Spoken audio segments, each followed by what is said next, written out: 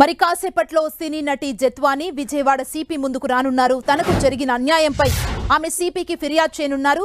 ముంబై నుంచి వచ్చిన జత్వానీని విజయవాడలోని ఓ రహస్య ప్రాంతంలో ఉంచారు పోలీసులు. తనను వేధించిన పోలీసు అధికారులపై ఆమె ఎలాంటి ఫిర్యాదు చేయనుందనే దానిపై పోలీసు వర్గాల్లో ఉత్కంఠ నెలకొంది.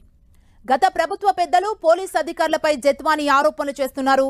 గత సర్కార్లో పనిచేసిన పెద్దల ఒత్తిడితోనే తనను చిత్రహింసలు పెట్టారని జత్వాని ఆరోపించారు.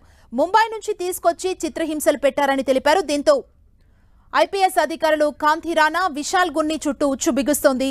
కేసు ఫైళ్లు పరిశీలించిన కమిషనర్ రాజశేఖర్ బాబు డీజీపీకి నివేదిక పంపించారు. ఇప్పటికే అసలు విషయం తేల్చేందుకు స్రవంతి రాయ్ అనే అధికారిని నియమించారు.